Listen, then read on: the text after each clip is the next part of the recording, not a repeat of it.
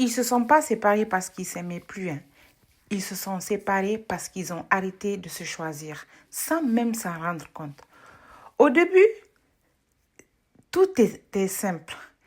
Ils pouvaient passer des heures à parler de tout et de rien, de leurs rêves, de leur futur, de tout et de rien. Elle connaissait ses peurs, elle connaissait ses blessures.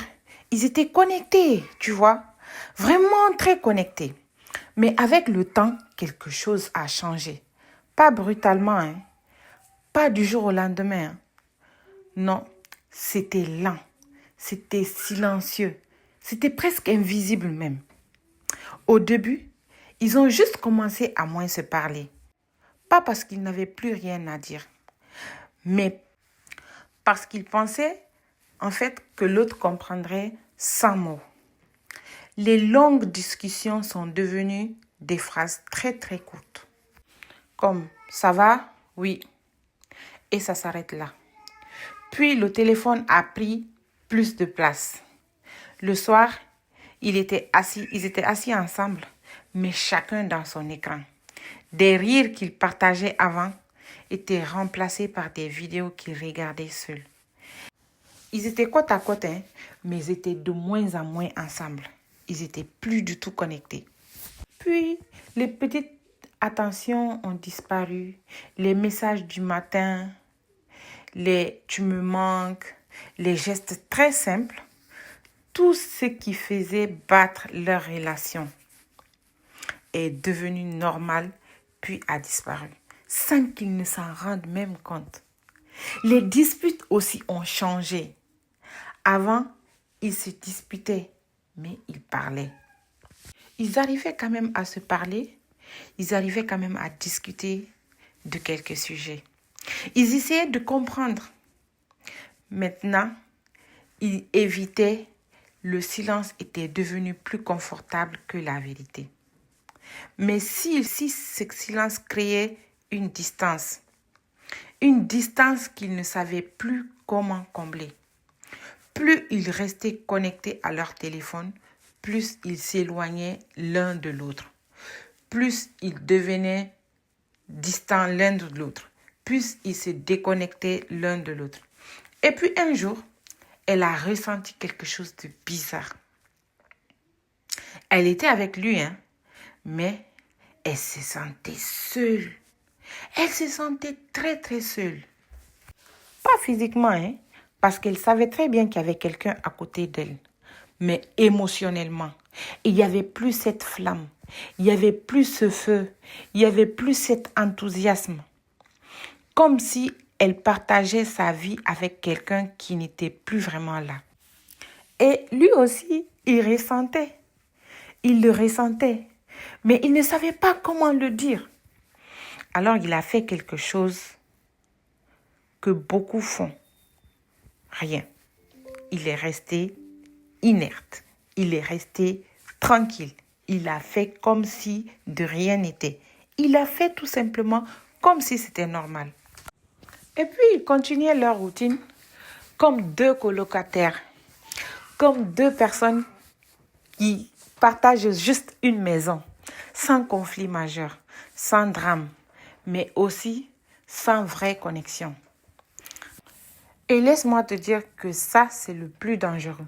Parce que quand il n'y a pas de cri, on pense que tout va bien. Mais parfois, le vrai problème, c'est le silence. Le vrai problème, c'est de ne rien dire. Le vrai problème, c'est de penser que l'autre voit déjà ce que toi, tu as dans ta tête. Le vrai problème, c'est de croire que l'autre voit tes imaginations. Puis un soir, elle lui a posé une question simple. Est-ce que tu es encore heureux avec moi? La question là l'a fait hésiter. Parce qu'il ne l'aimait plus. Mais il n'osait pas répondre. Il avait peur. Parce qu'il ne savait plus. Il ne savait même plus qu'est-ce qu'il faisait dans cette relation. Il ne savait plus qu'est-ce qui le retenait. Alors que les jours passaient. Mais elle a ressenti le besoin de savoir si réellement ils sont deux dans la relation ou si elle était toute seule maintenant.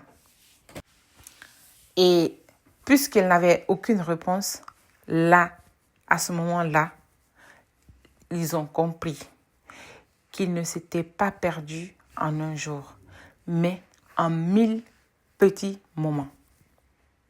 Des moments où ils ont arrêté de faire des efforts. Des moments où ils ont choisi la facilité.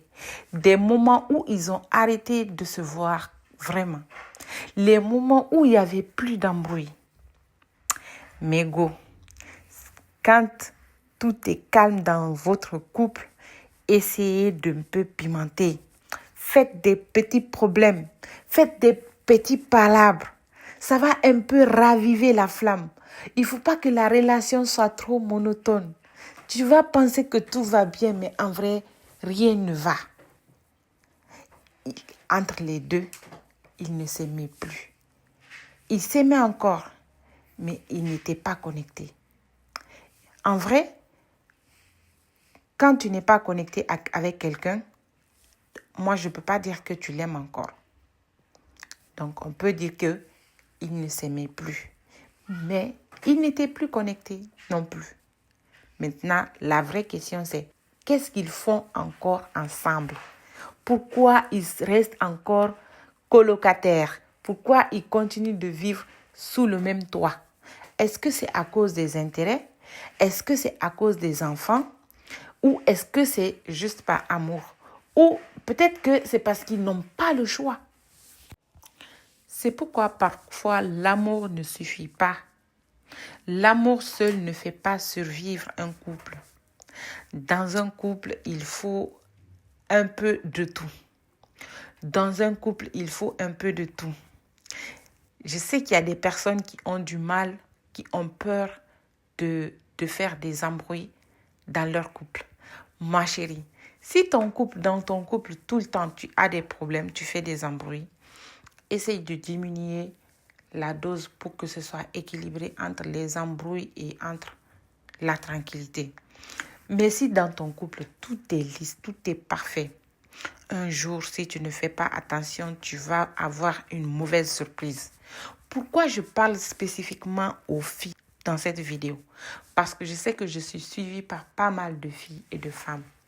Et souvent, cette histoire, c'est la triste réalité des couples en 2026. Beaucoup de personnes restent ensemble encore parce qu'ils n'ont pas le choix. Beaucoup de personnes restent ensemble encore parce que il se trouve qu'il y a des enfants qui sont en jeu.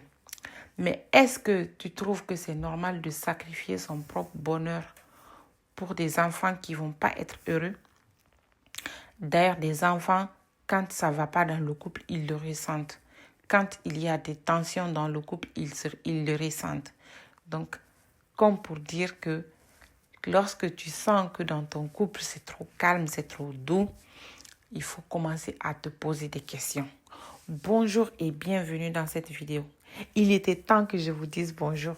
Pour ceux qui ont suivi la vidéo jusque-là, j'espère que vous allez bien. Et moi, je vais très bien. Moi, je vais super bien dans ma maison déjantée. Je continue de vous proposer encore plus de vidéos et j'aimerais que vous partagez massivement cette vidéo parce que je sais que ça pourra aider d'autres femmes. D'autres femmes qui sont dans leur couple et qui sentent qu'ils sont plus connectés avec leur conjoint. D'autres femmes qui sentent le besoin de pouvoir parler et qui ont peur. N'ayez pas peur, mesdames. Je sais que je suis très suivie par les femmes sur cette chaîne. C'est pour ça que le message s'adresse spécifiquement aux femmes. Et j'aimerais partager. Et je remarque de nos jours qu'il y a de plus en plus de divorces dans notre société. Vous allez me dire que ça n'a pas commencé aujourd'hui, mais c'est devenu encore plus courant et beaucoup plus fréquent. Les familles sont exposées. Il y a des gens qui s'unissent, ça ne dure que 24 heures. D'autres s'unissent, ça dure pendant 20 ans et après ils se séparent. Donc moi, je me pose la vraie question, celle de savoir pourquoi les couples se séparent tant aujourd'hui. pourquoi les familles ne sont pas solides.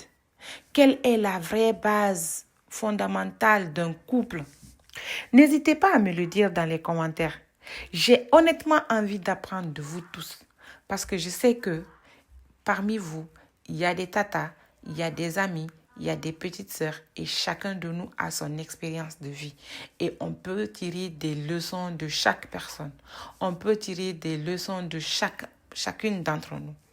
N'hésitez pas à le dire dans les commentaires. Aujourd'hui, je suis en train de faire la coiffure de mon mannequin préféré.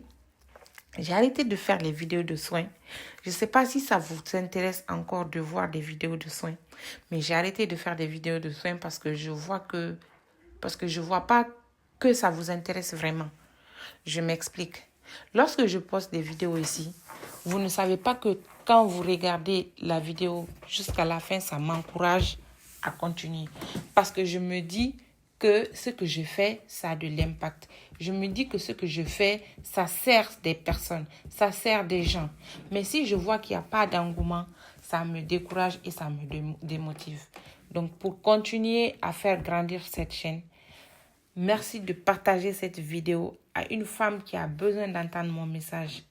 Partage la vidéo, like-la, commente-la, pas des emojis, mais un vrai commentaire. Dis-moi réellement ce que toi tu penses de l'histoire que je viens d'expliquer. Ok? Et je te dis à bientôt pour une prochaine vidéo. Bye bye.